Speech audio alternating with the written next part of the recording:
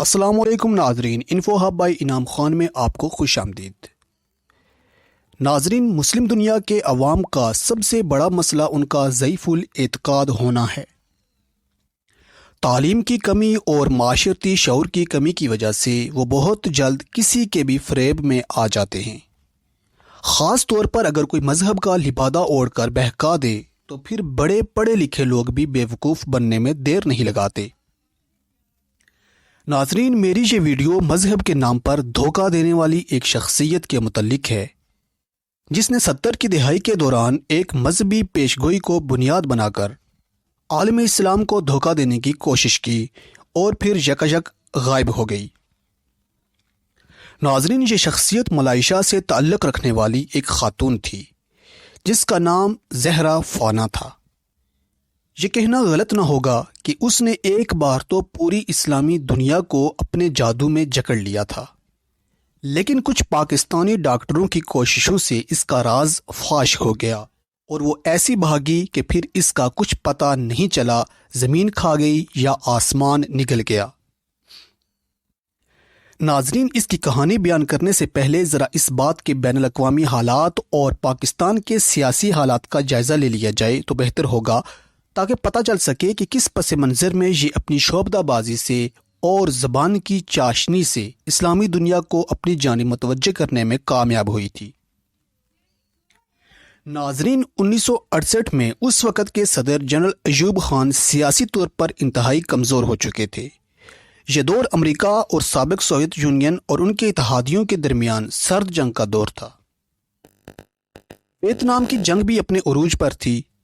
شمالی کوریا اور جنوبی کوریا کی جنگ کو ختم ہوئے بھی کچھ زیادہ عرصہ نہیں ہوا تھا۔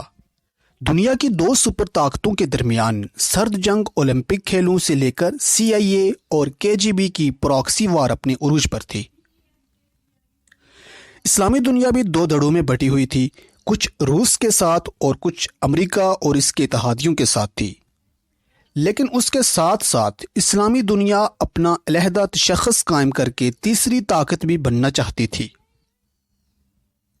فلسطین اور کشمیر کا مسئلہ، عرب اسرائیل جنگیں، 1965 کی پاک بھارت جنگ اور پھر مشرقی پاکستان میں بھارت کی سازشوں کے اس ماحول میں اسلامی دنیا ہر اس واقعے یا شخصیت کی جانب متوجہ ہو جاتی جس میں انہیں اسلامی دنیا میں اتحاد اور یکجہتی پیدا کرنے کا کوئی امکان نظر آتا یا اپنی محرومیوں کے ازالے کی صورت نظر آتی ہو۔ ایسے کسی ایشو یا شخصیت کی جانب نہ صرف حاکم بلکہ علماء کرام بھی راغب ہو جاتے۔ وہ محسوس کر رہے تھے کہ ان دو سپر پاورز کی جنگ میں وہ قربانی کا بکرا بن رہے ہیں۔ ایوب خان کو بھی اپنی گرتی ہوئی مقبولیت کو سہارا دینے کے لیے کسی معجزے کی ضرورت تھی۔ اسی ماحول میں انڈونیشیا کی ایک خاتون زہرا فانا نے دعویٰ کیا کہ اس کے پیٹ میں پلنے والا بچہ امام مہدی ہے اور امام مہدی کے ظہور کا وقت آ گیا ہے۔ اس قسم کے دعوے ماضی میں بھی بے شمار کیے جاتے رہے، نعوذ باللہ نبوت کے دعوے بھی ہوتے رہے، لیکن ان پر کبھی کسی نے کوئی خاص توجہ نہ دی۔ زہرا فانا کے ایک اور دعوے نے اسلامی دنیا کی علماء کرام اور سربراہوں تک کو اپنی جانب متوجہ کر لیا، اور وہ یہ تھا کہ اگر وہ اپنے پیٹ کو خانہ کعبہ کی جانب کرتی ہے تو اس پیٹ سے آذان کی آواز آتی ہے۔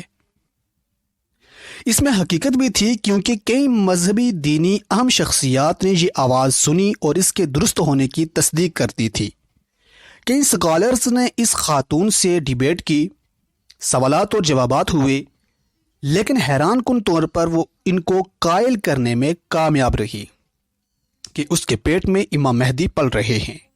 ان مذہبی سکالرز نے اس کے اوپر آرٹیکل بھی لکھے اور لیکچر بھی دیے کہ زہرا فانا کے پیٹ میں پلنے والا بچہ ہی امام مہدی ہے، جس پر پوری اسلامی دنیا میں اس خاتون کے چرچے ہونے لگے۔ اس نے کئی اسلامی ممالک کے دورے کیے اور جس ملک میں بھی یہ جاتی ایک جم غفیر اکٹھا ہو جاتا۔ ہزاروں لوگوں نے اس کے پیچھے نماز پڑھی، جن میں کئی نامی گرامی مذہبی اسکالر اور حکمران بھی شامل تھے۔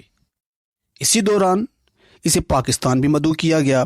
پاکستان میں اس خاتون کے ایسے استقبال کیا گیا جیسے نعوذ باللہ واقعی امام مہدی کی آمد ہو رہی ہو۔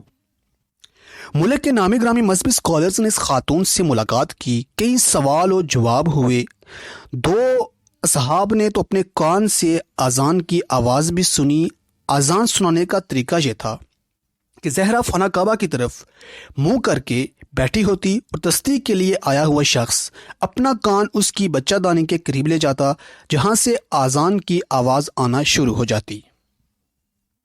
یہ تجربہ کرنے والوں میں ایک سابق رویت حلال کمیٹی کے رکن اور پاکستان کے ایک مشہور مولانا بھی شامل تھے۔ اس خاتون نے کئی شہروں میں اجتماعات کیے اور مبینہ طور پر کئی مذہبی شخصیات نے اس کے پیچھے نماز بھی پڑھی۔ یاد رہے کہ پاکستان کا مذہبی طبقہ شریعت کی روح سے اس بات کو ماننے کے لیے تیار نہیں کہ عورت بھی امامت کر سکتی ہے، لیکن زہرا فنا کے سحر نے انہیں ایسا رام کیا کہ وہ اس کے پیچھے نماز پڑھنے لگے۔ جہاں معصوم عوام اور مذہبی سیاسی شخصیات اس کا دم پڑھنا شروع ہو گئیں، وہاں روشن خیال طبقہ نے اس پر سوال بھی اٹھانا شروع کر دیے۔ یاد رہے یہ وہ دور تھا جب ذوالفقار علی بھٹو، ڈاکٹر مبشر حسن جیسے لوگ محتاط انداز میں سوشلزم اور فیض احمد فیض کھلے عام کمیونسٹ نظریات کا پرچار کر رہے تھے۔ یہ وہ لوگ تھے جو پاکستان میں سوشلزم یا کمیونزم لانے کے لیے کوشاں تھے۔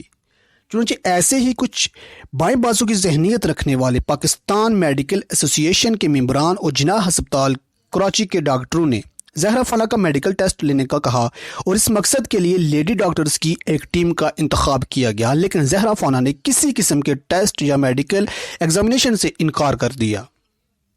اس کے دفاع میں کئی لوگ اٹھ کھڑے ہوئے، لیکن کسی نہ کسی طرح اسے راضی کر ہی لیا گیا۔ وہ اپنا معائنہ کروائے، چنانچہ جیسے اس کے ٹیسٹ کیے گئے تو زچگی کے ٹیسٹ منفی آئے، یعنی وہ امید سے نہیں تھی۔ اس انکشاف نے زہرا فنا کے اخبار سے ہوا نکال دی، لیکن ایک معاملہ سلجھنا باقی تھا کہ اذان کی آواز کیسے آتی ہے۔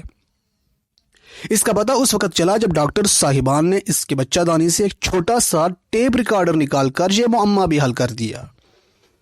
اس سے پہلے کہ یہ بھید عوامی سطح پر کھلتا، زہرا فنا نے اپنا بوریا بستر گول کیا اور راتوں رات غائب ہو گئی۔ تاریخ میں پھر اس کا ذکر نہیں ملتا۔ ممکن ہے کہ زہرا فنا راز افشا ہونے پر ڈر گئی ہو کہ اسے کوئی نقصان نہ پہنچائے اور وہ خود روپوش ہو گئی، یا اس کے پیچھے کوئی ایسی طاقت جس نے اسلامی دنیا کے لیے اس کام پر لگایا تھا، اس نے خود اس کو ٹھکانے لگا دیا ہو۔ تاہم اس کے ساتھ کیا ہوا کوئی نہیں جانتا، لیکن وہ لوگ تو یہی تھے جو اس کی بات مان کر اس کی امامت میں نماز بھی پڑھتے رہے، اس کے پیٹ کے قریب اپنے کان لے جا کر اذان بھی سنتے رہے۔